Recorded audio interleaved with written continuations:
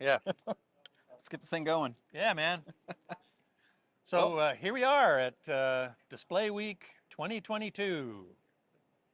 Yeah, back at Display Week 2022, we're checking out these really cool system over here at Nanosys, and we're going to be doing a couple different interviews for you guys. Scott's actually going to be doing that. I'm going to be putting up the lights as well as getting behind the camera, making sure the production values are pretty good.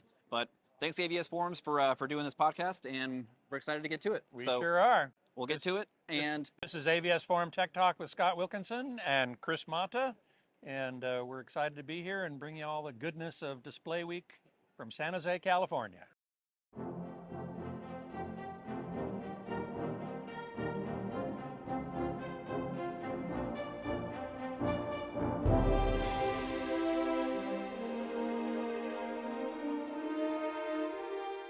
Hey there, Scott Wilkinson here, the Home Theater Geek. On this episode of AVS Forum Tech Talk, we're coming at you live from Display Week, a trade show put on by the Society for Information Display this year in San Jose, California. We are in the Nanosys booth, and I'm speaking first with Jason Hartloves, President and CEO of Nanosys. And Jason, thank you so much for letting us use your booth. Of course, yeah, it's great to have you here. It's great to be here. First time since 2019 we've actually had a live show. Yeah, feels a little weird, doesn't it? It does, but amazing. It's amazing, yeah. It's so great to be here. In 3 years' time, we've actually seen a lot of display technology move forward, and for many people, I think, they have not seen it physically. That's been one of the hard things about the pandemic is, you know, this is a very visual field, and so without the interaction with the products that people are bringing, it's interesting to read about them, but seeing is believing. Or even seeing it in a virtual meeting. Yeah. It's not the same. It's not the same. Not in any way. Well, we should say that Display Week, as a friend of mine who's going to be on later, Mike Heiss, says, it's the show where the people who make the stuff you buy stuff. I like that. It's the underlying technology of displays. That's right. And so you can't walk around the show and you know, say, oh, I'm going to buy that. Right? You can't buy a Nanosys product. No. Right? Your customers are the people who make televisions. That's right. Anyway, it's super geeky. It is. And that's what I love about it. So I'm so glad to be back here to talk about all that stuff. So tell us what Nanosys is focusing on at this show. Yeah, so we're the leader in developing and producing quantum dots for all the world's products. Top 10 TV makers now use quantum dots in their products. These have traditionally been used in the form of a backlight film, which is made using our quantum dots, laminated between two sheets of plastic, which protect the quantum dots. This year, one of the things we're focused on here at the show is a new component technology we developed, which are quantum dots, which are completely stable to the environment. This now, for the first time, allows the quantum dots to actually be extruded or injected directly into the plastic films. This really brings down the cost of the films that are used in televisions to make this great color experience with quantum dots. And so we actually won the Component of the Year award here at SID here in 2022 for this, what we call XQDF, Extruded Quantum Dot Enhancement Film product and technology. So that's one of the things we're showing. Now, before I have a follow-up question on that. Sure. So the quantum dots have not before been air stable? That's right, exactly. So quantum dots, because they're just these really highly energetic little particles, the surface of the quantum dot becomes charged during the time that they get excited, when they go into their excited state. And so if there's oxygen or any other corrosive, potentially corrosive species near that surface, they can interact with that energy on the shell. And that can cause you to form something like a radical oxide or some kind of other corrosive species that'll get after the quantum dot and eventually cause it to degrade and fail. And so we don't want that. So we've had to protect the quantum dots from the environment using these special protective plastic films. We call them barrier films. Kind of think about like saran wrap on steroids. It's basically something that's really going to keep your quantum dots fresh, right? Right. But those keep are the expensive. Oxygen out. Keep the oxygen out. But those have been expensive. And so now we developed a quantum dot where the surface of the particle does not become charged. And so it doesn't have this ability or the opportunity for the oxygen to react with a surface that's been charged is gone. And so now we're not going to form those radical oxides and we're not going to have that oxidation happen. And so that was a really key development that we had. Up until now, you're right. Until we released this product, all the other quantum dots were not air stable, but these are. We shipped over 1 million units last year of this technology with our partner. Now units, CYD. you don't mean individual quantum dots. A No, million that would quantum be- dots really isn't very It's many. not very many. You're right. I mean, 1 million televisions were shipped last year. Okay, with this technology. With this new- technology. Okay. From our customer, which is CYD, Change New Materials in China. And they shipped 1 million of their diffuser plates using this extruded quantum dot technology to customers such as TCL, Hisense, and others, who in turn put those products into the market for consumers. So we're actually 2 levels away from consumers. That is, you make the quantum dots, you sell them to Right. this other company that makes the diffuser plates with the air-stable quantum dots, That's right. who then sells those to the TV maker, or Yeah. actually the panel maker, Yeah, it gets even further away from and the then the consumer. panel maker sells it to the actual TV maker, Right. and then the consumer buys that. And oftentimes the TV maker is just kind of involved in sort of a arm's length way. So oftentimes CYD will make the plate. It will go to an intermediate company that actually brings all the components together and assembles them into a TV. And that might be a Foxconn or a company like Foxconn. Then that product drop ships from the Foxconn factory directly to Walmart.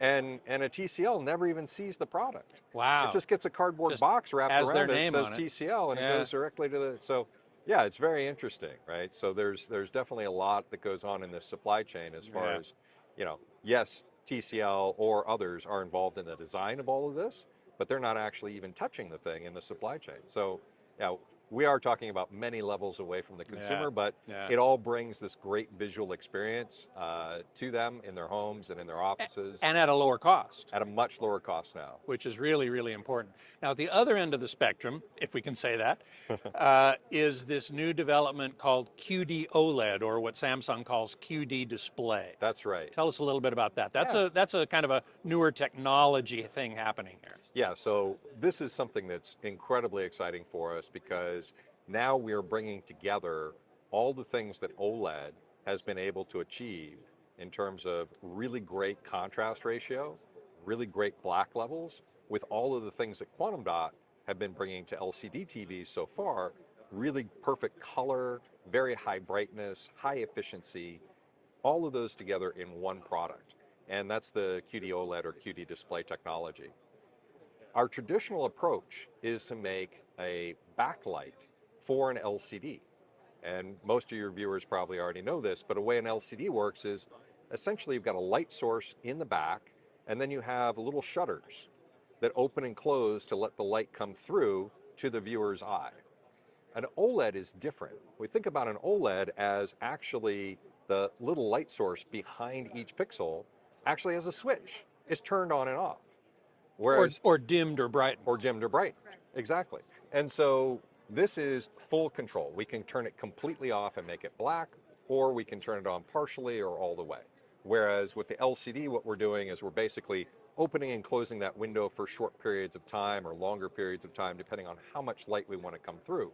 But there's always a shutter, and that shutter isn't perfectly black. Right. It's not perfectly opaque. It's always there's always a one of the big little bugaboos of bit of- LCD TV. A little bit of gray that leaks through that guy, right? So with OLED, you don't have that. But traditionally, you've had a lot of inefficiencies in creating color for large panel OLED because it's been impossible to make red, green, and blue OLED pixels on a large sheet of glass. This is possible with a small sheet of glass using a technology called fine metal mesh mask. And they're able to use that to pattern red, green, and blue OLED emitters. But that technology does not scale up to the large panel sizes. Well, we've got 77-inch OLEDs, even 85-inch OLEDs now. Those are using not a red, green, blue OLED though. They're actually using what's called a white OLED. And so they make a white OLED that passes through color filters. Passes through color filters. Just like an LCD TV. Exactly. Except that they're individual light emitters rather than one solid light emitter. Which gives you the ability to make better black, but it doesn't give you the ability to make better color. And it's very inefficient. You're throwing away 2/3 of the light energy that are generated by the OLED, in this case backlight, right, relative to what comes forward through the color filter. Because on each given cycle, for example, the red, you're only taking the red components of the white light out into the viewer's eye. And throwing away the rest. Throwing away the rest. So this is terribly inefficient. You don't get this high peak brightness and luminance. The way that's been overcome is to actually use what's called a white subpixel, which is a good way to increase your brightness. So you've got not just an RGB subpixel, but an RGB and a white subpixel as well. You get more brightness when you have a white scene, but when you have a colored scene, you don't have as much brightness. For example, pure red, the red color brightness of a white OLED is very dim, actually. So overcoming that was something that we did with the QD display. Here, we're using a blue OLED panel instead of a white OLED panel. And at each subpixel, we've patterned, using inkjet printing, red or green quantum dots, or left a leave clear it alone opening for the blue. for the blue to come through. Right. So what quantum dots do is they don't filter out the light. So the blue light isn't filtered out by the quantum dots. The blue light is absorbed by the quantum dots and re-emitted in a process we call down conversion as either red or green light. This does a number of things. So it increases the efficiency tremendously. All the blue photons become red photons instead of 1/3 of the white photons become red photons. Right. It also means that the red is a pure color. It's determined by the emission of the quantum dots, which are very narrow spectral emitters with very high very efficiency. controllable. Very controllable. We can put that wavelength wherever the customer decides it should be, which are actually specified by the different color standards. And so Samsung was able to make those emitters exactly at what's called the Rec 2020 primaries, right? Which are different than the DCI-P3 primaries, for example. Right. And they could put them wherever they want them to be. So quantum dots are close to lasers in their monochromaticity. Yeah, I mean, they have a very narrow. It's not as narrow as Not laser, as narrow as but lasers, close. But they're amongst the most narrow emitter technology that's available, especially across the full range of color, right? So again, we can make green ones that are very narrow, yellow, red, whatever color people want. And so with this technology now, we've got OLED, but we've got increased efficiency because we're making use of all the photon that the OLED emitter is actually generating. And the other thing is, quantum dots are an isotropic emitter, which means that they are going to emit light in all directions. And so they're the thing that is close to the front of the screen, and what you actually are seeing is the light coming from the quantum dots. And so the off-axis viewing performance of this is perfect or near perfect. It's great no matter where you look at it from. It's equally bright off-axis, and there's no color shift, again, because the quantum dots are always emitting the same wavelength of light regardless of which direction light comes from. Well, this is also this is another bugaboo of LCD, of course, is off-axis viewing and color shifting. Yeah. Which OLED doesn't, traditional OLED or WOLED doesn't suffer from nearly as much. Yeah. But it's still not perfect. It's still not perfect, and when you see the QD-OLED or QD display technology, you'll see what that really looks like. It looks like reality, right? Because when you look at a real object from off-axis or on-axis, you don't have color shift, right? If it's, provided the illuminate is all around. Right. And so it looks like a real object, and this is just an incredibly different visual experience that you have. So you can watch this from anywhere in the room, whether it's your living room, you're watching off-axis, or a bar, wherever it is. This off-axis viewing experience plus the off-axis brightness is just really incredible with this technology. And you have a great display here, a demonstration of a WOLED, typical OLED, and a QD display from Samsung. That's right. And I asked you before, are they calibrated? And you said, well, they're in filmmaker mode, which is pretty close to calibrated. That's right, that's right. So it's as the manufacturer defined filmmaker mode for both sets. Right. So they have done some calibration themselves to produce this. Right. And we can see a difference in color, certainly, easily. And off-axis viewing. off-axis viewing as well. Right. Yeah, exactly. This is probably a question I should reserve for Samsung, but I'll ask you anyway if you care to comment. Some people have complained or noted online that the subpixel arrangement in the QD display is somewhat non-typical and might result in color fringing. I haven't seen much of that myself in what little I've seen of it, but what's your response to those comments? Yeah, so we don't notice this when we see normal content running on the QD display. We think that, we can put up test patterns where we see it. I don't know how relevant those test patterns are to what consumers see. People don't watch test patterns, well, except geeks like us. Exactly, right? So yeah, you can do things to accentuate it and sort of make it, a little more visibly obvious. I do not find it to be objectionable, even with the test patterns. I think that you can always find, ways in which, in the white OLED, there's issues with gray levels, for example, right? And we can find issues with just about anything. With just about anything when we really, really try and push to the limits here. Yeah. As to, another question that I get asked all the time about this is, why did Samsung choose this pixel configuration? Unfortunately, I don't know the answer to that. Samsung has to answer that question. So, yeah. Well, one more question about quantum dots, and that is, where are we with, we've been talking about photoluminescent quantum dots, which is this new QD-OLED, where the light stimulates the quantum dot to glow. That's right. Where are we with electroluminescent quantum dots, where you use an electric current to stimulate the glow of the quantum dots, which would lead to direct view quantum dot displays? Yeah. So we've been working on this for a number of years. We've got a great team of people working on it. We presented a number of papers on it, including here at the conference this time. Some great collaborators that we're working with. We've been able to produce, again, inkjet printed full panels using this technology. And also we've been able to use photolithographic processes to define the pixel sizes. So we've been able to make fully solution printed photolith defined features emitting from electroluminescent quantum dots as small as a few microns. So we've been able to make very, very tiny micro displays as well with this technology, as well as very large panel. We're really excited about it because it allows for a fully solution processed technology. So not just the quantum dot emission layer, but all of the other layers in the stack, the hole layer, the layer that basically transports and donates holes into the electrical stimulation, as well as the electron transport and donor layers. All of those can be solution printed now, which really opens up a lot of possibilities. So why do we have 55-inch TVs? Because it's a convenient size to cut the mother glass into, right? So a Gen 8.5 panel can be cut, I believe, into 15 Gen 5 or 55-inch panel sizes, right?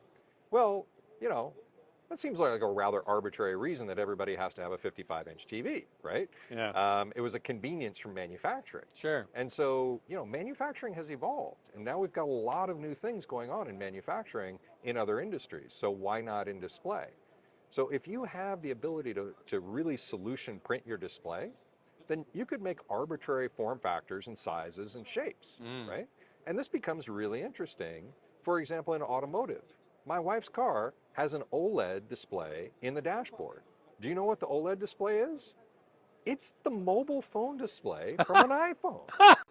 Because the car company could not afford to pay to have a custom OLED that looked like this put into the dashboard. Right. And so what they did was they made a little window that is exactly the same size. I take my iPhone out, I hold it up there, I'm like, it's oh the my God, same. it's the same panel as in the iPhone, right?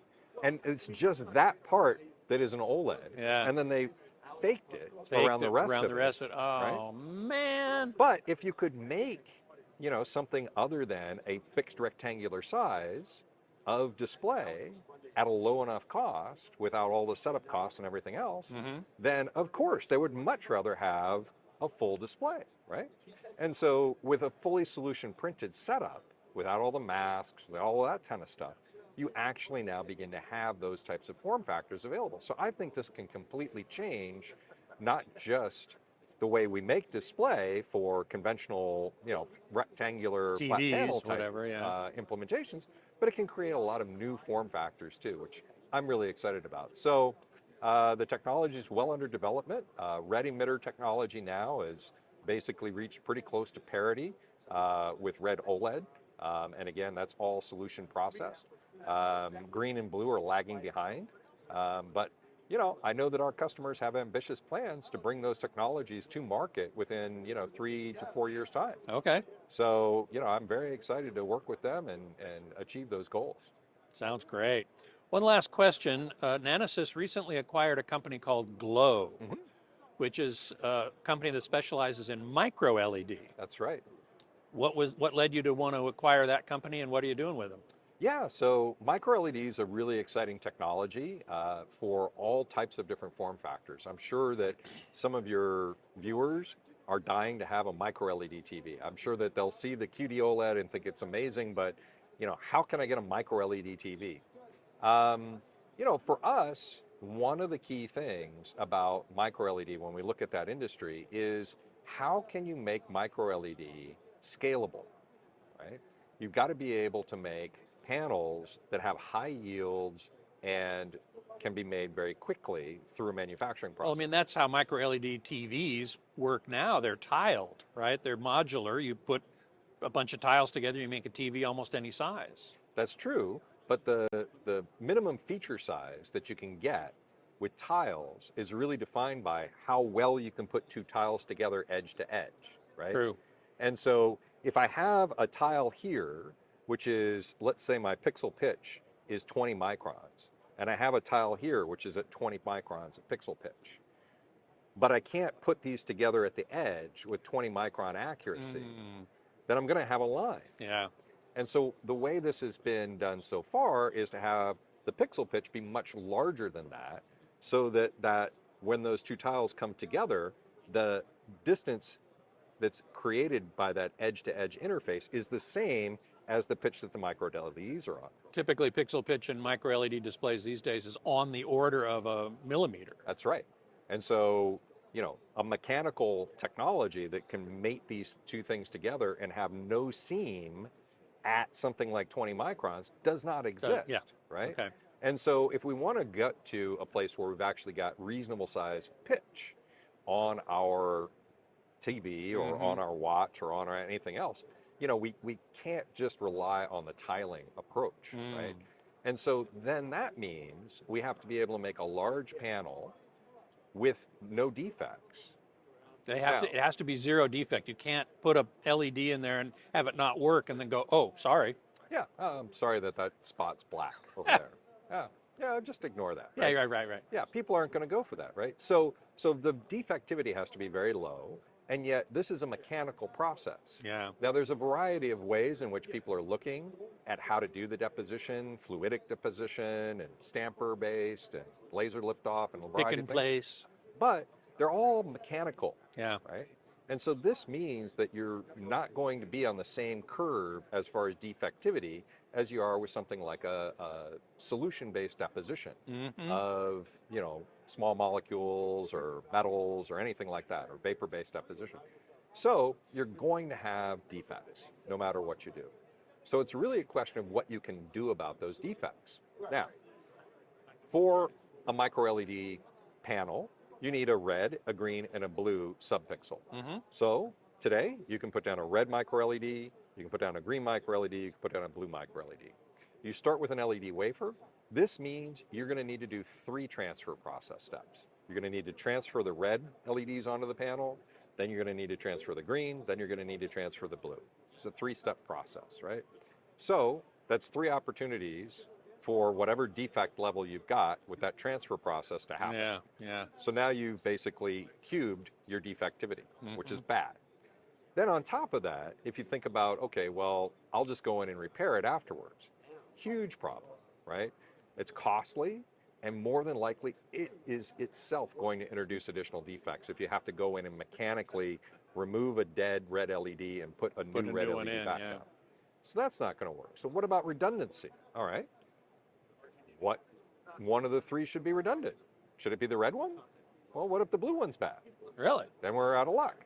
So now you need 3 redundant red, green, blue for every 3 that you've got. This becomes expensive. Yes. And more transfer time. Right. But with color conversion, which is the same as what we're doing for the QD-OLED here, we can put down just a single transfer of all either blue or even ultraviolet LEDs, and then come with our inkjet printer and color in a red, green, and a blue. After they've been placed. After they've been placed, right? Okay. And we can arbitrarily define which ones we color in, which color, dynamically. So let's say we do the transfer, we transfer all the micro LEDs down. For a minute, let's assume that instead of transferring 3 micro LEDs per pixel, we transfer 4. Okay. Right? Now, we light the panel up, that's our next step. And we make a map of where all the defective LEDs are in that transfer. Now we can make an algorithm that basically determines where I should color in red, where I should color in green, and where I should color in blue. And you basically avoid the defective ones. Avoid the defective ones, write that into a ROM that's in the display, and it never lights up the defective ones. It only lights up the active red, green, and blue color converted micro LEDs. Wow. So this, we think, is a really key technology for enabling high yield and high throughput in this process, because you go from 3 transfer steps plus repair, or 3 transfer steps plus a lot of redundancy, to 1 transfer process and 1 inkjet deposition process. Well, that's very exciting. Super geeky, and Super definitely geeky. forward-looking, future-looking, but that's what we're here for. That's what I heard. Well, Jason, thank you so much. I really you. appreciate being here. It's been a wonderful conversation, and best of luck. Thank you very much, Scott. Take care.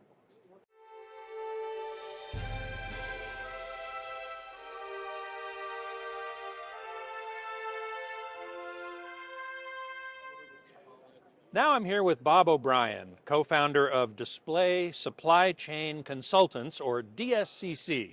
Hey, Bob, thanks so much for dropping by. Very, very, very happy to join you today.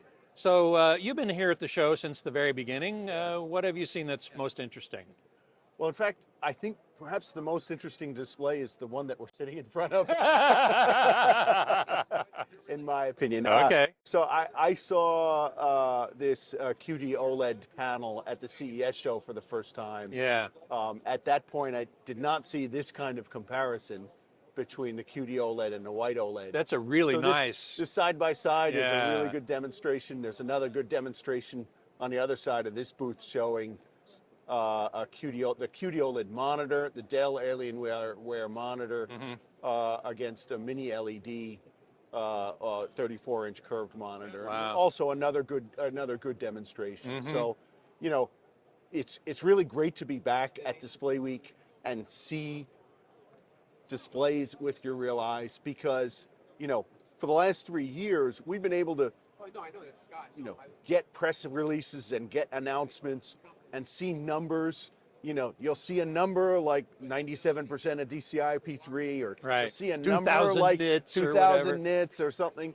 But if you can't see it with your eyes, you can't really calibrate what So to what does speak. that really mean? What Yeah. does that really mean in life? And so this week, Display Week, is the week to be able to do that. To say, Yeah. all right. What does that 8K really look like? What does you know, what does that QD-OLED color really what look does like? that color gamut look Yep. like? What does Yep. that peak brightness look like? Yep. Even under And, these bright showroom lights, Yeah, you yeah, can see this something. is convention lighting, and yeah. So there's some great things to see. Yeah. Yeah, that's great. Now, the name of your company, Display Supply Chain Consultants, Right. obviously implies that you track supply chain. Sure. And we've all heard in the news that supply chains are a real problem these days. Yeah. What's the latest on that in terms of TV and display So delivery? yeah, so we have not really seen very much impact of TV production or of the panels that go into TVs. The major sites that are, where these panels are made or the TVs are produced are either well dispersed or none of them are sort of directly. You don't have them right in the city of Shanghai, which has been the Serious the worst lockdown part right of now, the yeah. lockdown. What I think we're concerned about is just the broader impact of the lockdowns on components that no one is thinking of. I mean, any TV, even any panel, you've got hundreds of components that are sourced in these places. Sure. And so, you don't want, for lack of a screw, to not be able to make. So, we're not seeing that yet. But we're certainly concerned that it may happen if the lockdowns persist indefinitely. Well, let's hope that's not the case. Doesn't, yes. But so in other words, we haven't really seen a slowdown in delivery of televisions. That's right. To the market. Yeah, and in fact, what we're actually seeing right now is, during the pandemic, there was such a surge of demand of television. Sure, of course. People were staying home. Americans were stuck at home and they bought televisions. Yeah. Europeans were stuck at home and they bought televisions, and so sales went way up. Sales went way up. Anybody who was in the television business was making a lot of money a year ago. But what happens when prices go up is the supply responds, and it did. The supply of TV-based panels today is about 25% higher than it was 2 years ago at the beginning of the pandemic. So that supply actually did happen. You've probably heard about semiconductor shortage and things like that are persisting still. Sure. And I don't know very much about that, but I know in our industry, in the industry of making plenty of semiconductors in there. There's plenty of semiconductors in there, and in certain places that is forming a constraint. But in the basic production of making the panels, the supplies increased by 25%, which is quite considerable. But now that the pandemic in North America and Western Europe has mostly ebbed, people aren't buying TVs so much anymore. There's actually quite an oversupply. Oh, man, really? There's an oversupply in the TV market these days. Does that mean prices are going to go down? Prices are going to come down. They already go down. The prices always go down. Yeah. Except during the pandemic. I've been in the display industry, the TV industry since the mid '80s. Yeah. And prices always went down. And I used to tell everybody, prices are always going to go down, and they always did. There's actually a TV sub-index of the U.S. Consumer Price Index, and it shows prices always go down until the pandemic. And in the pandemic, prices spiked, and they peaked with inflation in TV. It peaked last August of 2021, at 13%. That has come down since, and I think now the latest data point has that the year-over-year CPI for TVs is like down 1%. So TV is no longer contributing to inflation. Now it's just gas and rent and food and all of the other things. Okay, all right. Well, anything else you want to comment on from here at the show? Seen attended any classes that were interesting? So one of the things, there's on Monday, DSCC organizes a business conference, which is addressing some of the business aspects. One of the speakers that we had there was a fellow from NPD, which is another market research company that really tracks retail sales at the point of purchase. And so this fellow, Stephen Baker, who I've known for many years in the industry and well known, does not know very much about technology, but he made a comment about OLED, and he said, now the non-technical people in the industry understand OLED is the best display. OLED is imagined sort of as a brand name. Yeah. OLED has gotten to the point where the average person, and this is a combination of what's happened in the TV space, but also what's happened in the smartphone space, right? all of the premium smartphones have OLED displays. Right. All of, maybe not all, but most of the premium TVs have OLED displays, and consumers have really latched onto that and recognized that. And consumers can also make the leap from saying, well, if this is true in smartphones and this is true in TVs, then maybe tablets and monitors, it might be the same thing. So, so to me, that was just an interesting. And now, you know, your viewers are the technophiles, so they may have been 4 or 5 years ahead of the average consumer on reaching that conclusion. Right, right. But I thought it was interesting that this guy, whose opinion I really expect about consumer behavior, was saying that OLED has really hit that point where, yeah, that's the mark of quality or the mark of performance of a display for a television. So I thought that was just an interesting, very interesting. note. And I would have to agree with that. Yeah, yeah. Except for now, QD-OLED is going to raise that bar. What he said was he thought that it was particularly wise that Samsung is just calling this OLED.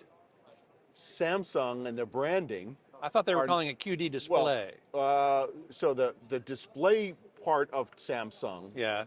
That sells the panels, not the one that sells the TV. The display part of Samsung is calling it QD display. The TV part, at least up to now, is just calling it OLED TV. Wow. And Stephen Baker, my commentator on the consumer behavior, he thinks that's wise. Just call it OLED. People recognize OLED and they like it. So that's an interesting, very point. Yeah. Really interesting. Yeah. Well, Bob, thanks so much for coming by. I really appreciate it. You're very welcome. Great. Bye-bye.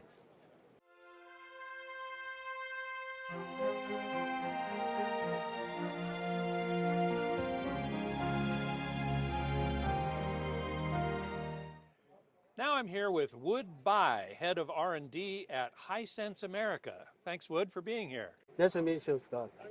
So, how long has Hisense been working with Nanosys? I think we should more than 7 years. The first model start from 2015. Yeah. And how are Nanosys quantum dots incorporated into Hisense products? Well, so Nanosys quantum dot technology is almost one of the best, this kind of display technology we use in our TVs. So we are using that quantum film and the diffusers to different levels of our series of TVs to just improve our display performance or picture qualities. Have you recently started to use their new XQDEF, the extruded QDEF in the diffuser? Jason was telling us about this earlier. That you can that the quantum dots are now air stable, so you can eliminate the barrier layers. Have you started using that technology yet? Yes, sure. So we start using that, I think, from our U6 levels of product. That's really a good one. It's very provide extra value to the product and users. Yeah, that's a good one. Yeah, it also allows you to make less expensive product. Yes, and even the color gamut, they still keep the excellent level. Yeah. I see there's is it a U9H here in the LED. Sorry? The mini LED, right? Yeah, mini LED, yes. Yeah. Tell us about that. Yeah. Oh, that is kind of our flagship product. So they have very high brightness levels and using the quantum dot for the better the color gamut. And we have 1,280 local dimming zone. Yes.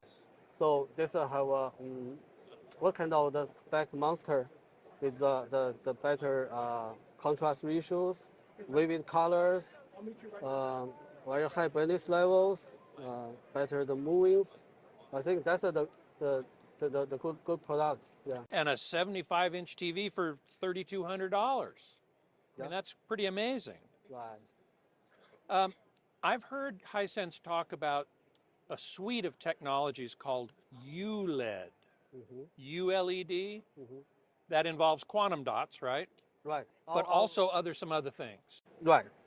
The first thing is all our OLED TVs will include the quantum dot. Then, based on that, we have our own technologies, like we improved brightness levels, we controlled contrast ratios, we have better the motions, and we add a lot of the performance, gaming performance technologies inside. So video processing. Right, right. So that's our the OLED technology together. Last question, what can you tell us about your roadmap for the future? Well, if we sitting here to consider about the quantum dot, I think from our side, we hope we can share the good technology to more of our series, and to currently we make that technology between our $400 TV to $4,000 TVs. But in the future, so we believe more users can enjoy this kind of technology. So then we want to extend our production line to put this technology to more our series, to more people can use these technologies. Yeah. So in other words, migrating the higher technology down into more affordable product. Right, correct. Yeah. Well, Hisense has been very good at that so far, so I expect good things from you in the future.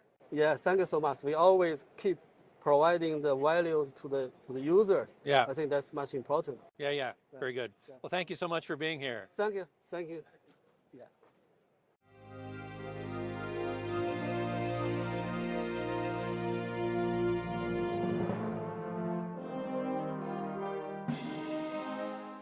All right, joining me now is Mike Heiss, industry consultant and a journalist.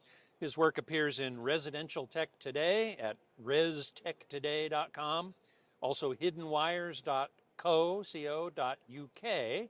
And you and I have been buddies in this business for a long time. And still here to talk about it. And, this is the first time that we've been at this show in a couple of years. Yeah. And as a couple of people I've run into, that's the point. I've run into a couple of people. Exactly. And as one of your other guests said, I didn't go to CES. I know you didn't go to CES. And I finally got to see that. QD Display or QD-OLED. And what do you think? Oh, man. To quote Scott Wilkinson, damn, it's good. Yeah, it's really good. Really good. So, okay, you've been wandering around the show. Yep. What have you seen that's been interesting? Well, as I think you may have said, this is the show. Mike, why are you here? You write about consumer electronics products. Why are you here? There's nothing here that anybody can buy. This is the show where the people who make the stuff that you can buy go to buy stuff. And in fact, it's the place where the people who make the stuff that the people who you can buy stuff go to buy stuff. So you have panel manufacturers, but you also have Dow Chemical. Why are they here? Why are 3D here? 3M here? Yeah. Why are our friends at Nanosys here? Right. Because they're selling something that the panel manufacturers buy that then the TV set manufacturers or display manufacturers buy. So there are a bunch of interesting things from all aspects of the display world. Clearly, displays that are going to go into monitors, automotive, e-commerce, some other really amazing Mobile things. devices. Mobile devices, laptops. As well as TVs. Yeah, there were one or two of them, yeah. So, I mean, a lot of interesting stuff. I mean, the good guessing game is, will you see any of this in a consumer product? These are two consumer products. Right. But if you go across the way to some of the other booths, there are things that you can see and you go like, wow, that's really cool. Manufacturers can buy it, but will they? And if so, when will it reach the market and at what price? And that's the big underlying question for just about anything you see here. Right. And that almost no one will answer. I could tell you, but I'd have to kill you. Yeah, right. Exactly. And then there were some things that walking around, and I saw one idea, which I hope you will refer to later. I saw one bit of technology where, having seen that, if I was producing products, I go like, that's really cool. I didn't know that existed. There's an application for that. And so there are a lot of people looking for that here as well. Oh, you're talking about the iZone, the innovation Yes. Well, there were two zone? things I saw in the iZone. Yeah. And one is coming to market, is in the market now. Oh. And one is something that, due to rabbinical prohibitions, will probably never come to market. I have to hear this. Okay, so You have to tell me about this. You mentioned it before, but it's so cool. I've got to share it with the audience. okay, so when we were just sort of prepping, I said the phrase that describes a lot of the technology here are bulls, not like bull bleep, but a bulls. So there are rollables, foldables, bendables, and scrollables. So as you walk around the floor, you see like a laptop that opens up, but there's no keyboard. This part is a display, and this part is a display. And it's hingeless. You fold it up. It's all one piece of material. Or there are things that fold this way or fold this way. Yeah. And there are some that are even trifolds. So it's taken a lot of engineering over the years to get it to the point. Samsung tried that with one of their phones a couple of years ago. Didn't work too too well. No. So that's the foldable, and bendable, which is a lot of the gaming monitors. Curved.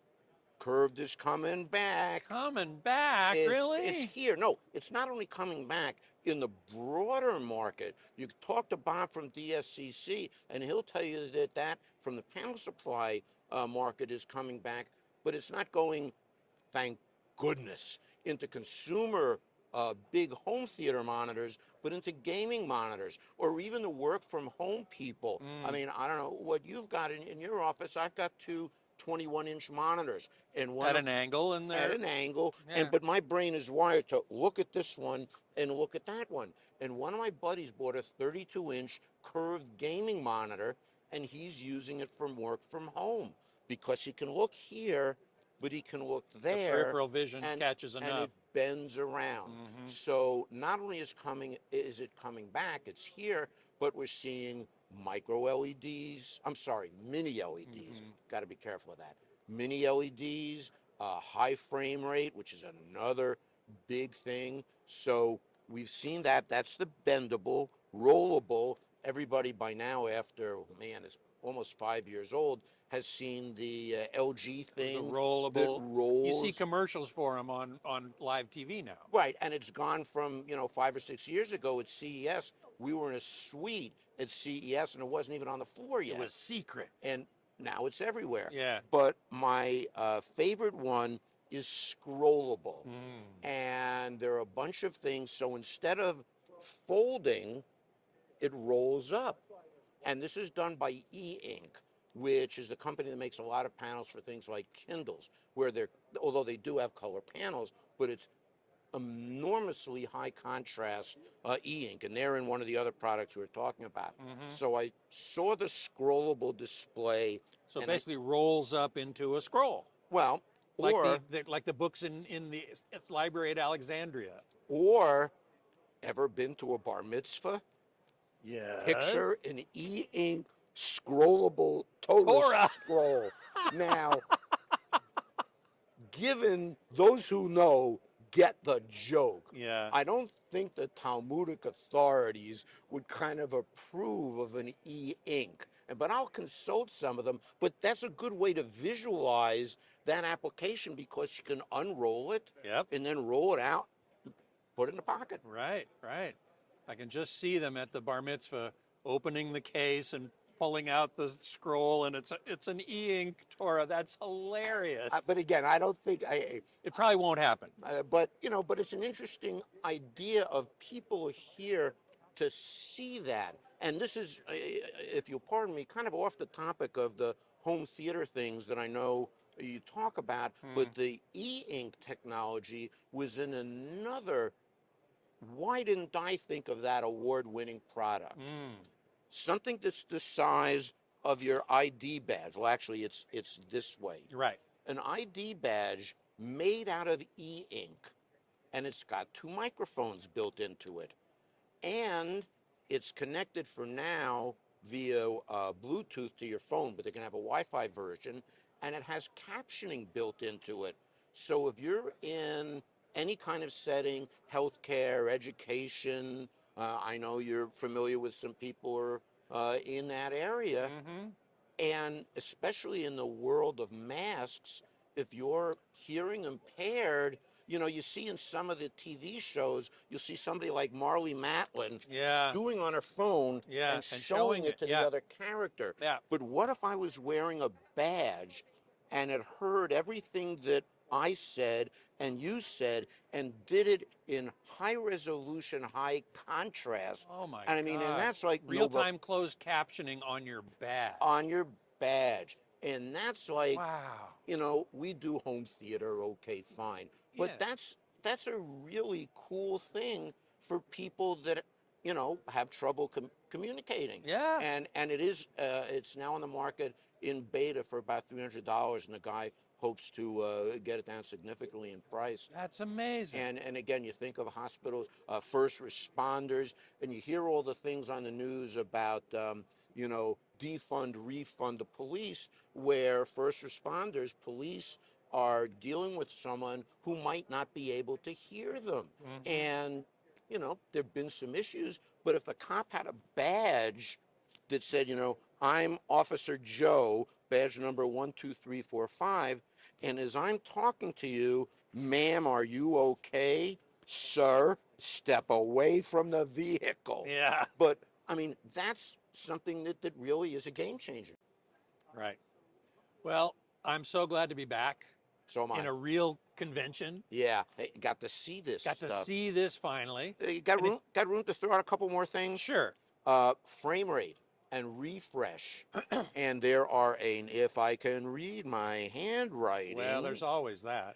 There were some of the manufacturers showing displays up to 500 plus hertz displays. Now that's primarily for gaming, It's right? primarily for gaming. Or again, remember that there are other people like them doctors, you know, and they want to see 500 frames per second. Well, if they're, you know, maybe my cardiologist does. You know, or somebody that's in physical therapy that's doing motion study, but anybody in a manufacturing environment or in a scientific environment that you really want to have the equivalent of in the olden days, a high-speed camera. Right.